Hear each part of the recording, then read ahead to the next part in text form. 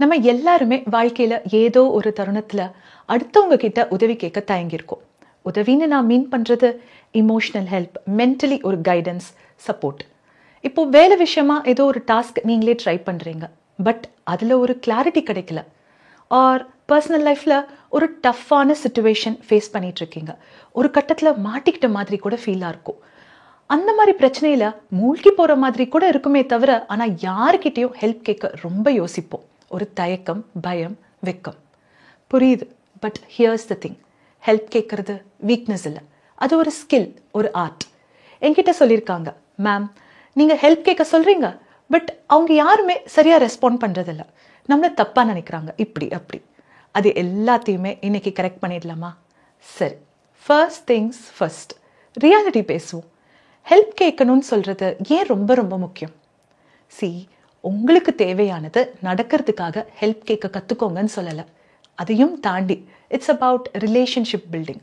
புது connections, networking, வாய்ப்புகளுக்கான கதவுகள் திறக்கும். இன்னும் சொல்லணும்னா, நீங்கள் தனியாக போராடி அதுலேயே என்ன பண்ணுறதுன்னு தெரியாமல் பயணிக்கிறத காட்டிலும் உங்கள் வளர்ச்சி வேகமாக இருக்கக்கூட நிறைய சான்சஸ் இருக்குது. ஃபர்ஸ்ட், நம்ம கிட்ட இருக்கிற ப்ராப்ளம் பற்றி சொல்லவா? நம்ம ஏன் அடுத்தவங்க கிட்ட ஹெல்ப் கேட்க ரொம்ப தயங்குறோம்? ஏன்னா somewhere I feel we live in a world that glorifies independence. எல்லாத்தையும் நீயே சமாளிச்சிரு, நீ தான் ரொம்ப ஸ்ட்ராங்கான ஆளாச்சே, எது வந்தாலும் தனியாக தான் சமாளிக்கணும், அப்பந்தான் நம்ம ஸ்மார்ட், யாருக்குமே பாரமாக இருக்கக்கூடாது. இதெல்லாம் எங்கேயோ கேட்ட மாதிரி இருக்குல்ல? உண்மை என்னன்னா, இங்கே யாருமே செல்ஃப் மேட் கிடையாது. தனியாக சாதிச்சிட்டாங்க, அவங்களே முன்னேறிட்டாங்கன்னு சொல்ல முடியுமா? ஒவ்வொரு சக்ஸஸ்க்கு பின்னாடி ஒரு mentor, friend, support system, family, ரிலேட்டிவ்ஸ்னு இருப்பாங்க, யாராவது ஒருத்தங்க இருப்பாங்க. ஒவ்வொரு சக்ஸஸ் கதைக்கு பின்னாடி எப்படி அடுத்தவங்க கிட்ட ஹெல்ப் கேட்கணும், சரியா எப்படி ஹெல்ப் கேட்கணும்னு தெரிஞ்சுக்கிட்டவங்க இருக்கதா செய்கிறாங்க. சரி, ஹெல்ப் கேட்கறத பற்றி இது வரைக்கும் உங்கள் மைண்டில் இருக்கிற எண்ணத்தை மாற்றிட்டா, what if I told you help கேட்கறது வீக்னஸ் இல்லைங்க, அது உங்களுடைய ஸ்மார்ட் மூவ். இப்படி சொல்கிறதுக்கு ஒரு ரீசன் இருக்குது. மக்களுக்கு ஹெல்ப் பண்ண பிடிக்கும். அவங்கள பொறுத்த வரைக்கும் ஹெல்ப் பண்ணும்போது அவங்களுக்கு ஒரு நல்ல பாசிட்டிவ் ஃபீலிங் கொடுக்கும், உபயோகமாக இருந்த மாதிரி ஒரு ஃபீலிங், நீங்கள் அவங்கள ரொம்ப வேல்யூ பண்ணுறீங்கன்ற ஃபீலிங், நீங்கள் அவங்கள நம்புறீங்க அப்படின்ற மாதிரி ஒரு ஃபீலிங். ஸோ ஹெல்ப் கேட்கும்போது நீங்கள் மட்டும் உதவியை வாங்கலை, திருப்பி உங்களுக்கு உதவுனவங்களுக்கு நல்ல பாசிட்டிவ் ஃபீலிங்ஸ் இன் ரிட்டர்ன் தரீங்க. ஸ்மார்ட் மூவ் தானே? All right. ஸோ இப்போ மிக முக்கியமான பகுதி, how to ask help the right way. பார்க்கலாமா? ப்ராக்டிக்கலாக ஒர்க் அவுட் ஆகிற மாதிரி சில ஸ்டெப்ஸை நான் ஷேர் பண்ணுறேன். பட் இது எல்லாமே நீங்கள் யூஸ் பண்ணணும்னு எந்த ரூல் கிடையாது. உங்களோட பர்சனல் சிச்சுவேஷன்ஸ் பொறுத்த மாதிரி எது அப்ளிகபிளாக இருக்குமோ அதை சூஸ் பண்ணிக்கலாம். Asking help the right way, சரியான முறையில் ஹெல்ப் கேட்குறது.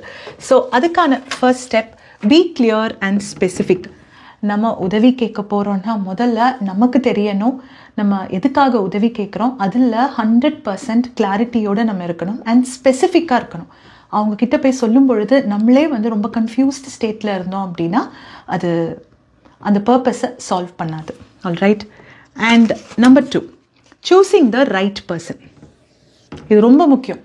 ஏன்னா யார்கிட்ட ஹெல்ப் கேட்குறோன்றது எல்லாத்தையுமே டிசைட் பண்ணும். உங்களோட லைஃபோட அந்த ஒரு கிராஃபில் ஒரு பெரிய ஒரு டேர்னிங் பாயிண்ட்டாக கூட இருக்க சான்சஸ் இருக்குது.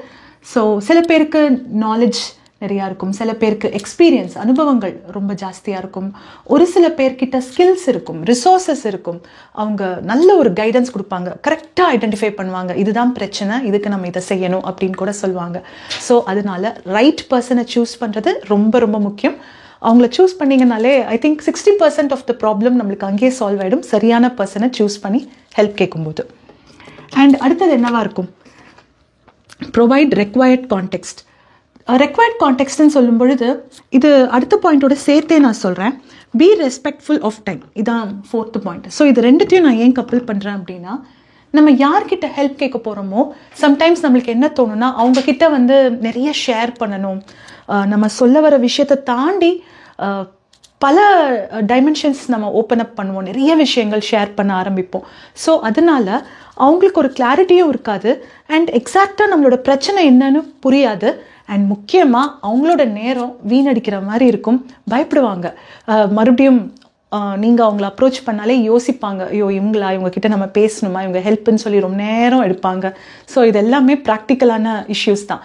அதனால கான்டெக்ஸ்ட்டும் கிளியராக இருக்கணும், அதே நேரம் அவங்களுடைய நேரம் இதுக்கு 100% நம்ம இம்பார்ட்டன்ஸ் கொடுக்கணும். நம்ம அந்த ஒரு இம்பார்ட்டன்ஸ் கொடுத்து அவங்கக்கிட்ட அந்த ஹெல்ப்புக்காக போய் நிற்கும் பொழுது நிச்சயமாக ரைட் ரெஸ்பான்ஸ் உங்களுக்கு கிடைக்கும். ஆஃபர் ஃப்ளெக்சிபிலிட்டி, இது நீங்கள் கவனிச்சிருக்கீங்களா அப்படின்னு தெரியல எனக்கு. நம்ம யார்கிட்டயாவது ஹெல்ப் கேட்க போவோம், அவங்கக்கிட்டேருந்து நம்மளுக்கு ஒரு கைடன்ஸ் கிடைக்கணும், இமோஷ்னலாக ஒரு சப்போர்ட் வேணும் அப்படின்னு நம்ம நினைப்போம். அந்த நேரம் நம்ம மைண்டில் வந்து நம்மளை பற்றி மட்டும் தான் அந்த விஷயங்கள் எல்லாமே இருக்கும். பட் அவங்க என்ன அந்த சிச்சுவேஷனில் இருக்காங்க, அவங்களுக்கு ஒரு நேரம் இருக்கா, அவங்க நம்மக்கிட்ட பேசுகிற அளவுக்கு ஒரு கம்ஃபர்டபுளான ஒரு பொசிஷனில் இருக்காங்களா, எதுவுமே நம்ம பெருசாக யோசிக்க மாட்டோம். ஸோ ஆஃபரிங் ஃப்ளெக்சிபிலிட்டி, அவங்க எப்போ அவைலபிளாக இருக்காங்களோ அவங்களால எப்போ நம்மளுக்கு வந்து ஒரு சொல்யூஷன் கொடுக்கறதுக்கு டைம் ஸ்பெண்ட் பண்ண முடியும் அப்படின்ற அந்த ஒரு ஃப்ளெக்சிபிலிட்டியை அவங்க சைடு கொடுக்கணும். நம்ம இந்த பக்கம் ரிஜிடாக இழுத்து பிடிக்கக்கூடாது. பி ஓப்பன் டு ஃபீட்பேக், ரொம்ப ரொம்ப முக்கியமான ஒரு விஷயம். நம்ம ஹெல்ப்புக்காக போவோம், நம்ம மனசில் இருக்கிற எல்லாத்தையும் நம்ம கொட்டி தீர்த்துருவோம், பேசுவோம், நிறைய நேரம் பேசுவோம். பட் அவங்க ஒரு விஷயம் சொல்ல வராங்கன்னா அதை ஏற்றுக்கிற அளவுக்கு நமக்கு அந்த ஓப்பன் மைண்டட்னஸ் இருக்கணும், அந்த ஃபீட்பேக்கை ஏற்றுக்கணும். அதுக்கப்புறம் அதில் நம்ம ப்ராசஸ் பண்ணலாம், அதை நம்ம ஆக்ஷனுக்கு கொண்டு வரமான்றதெல்லாம் அடுத்தது. பட் அட்லீஸ்ட் அவங்கக்கிட்ட போய் நம்ம நிற்கிறோம், அவங்க பேசும்பொழுது நம்ம கவனிக்கிறோம் அண்ட் அந்த ஃபீட்பேக்கை நம்ம ஏற்றுக்கணும்.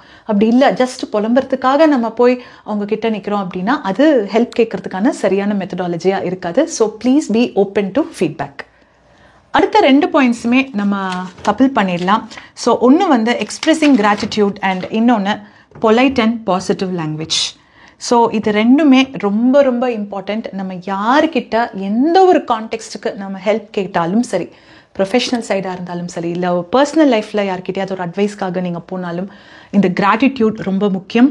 And polite and positive language, ஒரு பாசிட்டிவான ஒரு டோன் மெயின்டைன் பண்ணுறது முக்கியம். அவங்க சொல்கிறத நீங்கள் ஏற்றுக்கிறீங்களா, அதில் உங்களுக்கு ஒரு உடன்பாடு இருக்கா, அது எல்லாமே அடுத்தது. பட் அந்த நேரம் அவங்களோட இருக்கிற அந்த ஒரு இன்ட்ராக்ஷன் வந்து சுமூகமாக க்ளீனாக நீட்டாக முடியணும் அப்படின்னா கிராட்டிடியூட், அவங்க உங்களுக்காக ஸ்பெண்ட் பண்ண டைமுக்கு ஒரு தேங்க்ஃபுல்னஸும் காட்டணும். அதே நேரம் அந்த ஃபுல் கான்வர்சேஷனில் ஒரு பாசிட்டிவான ஒரு பொலைட் லாங்குவேஜ் மெயின்டைன் பண்ணுறது முக்கியம்.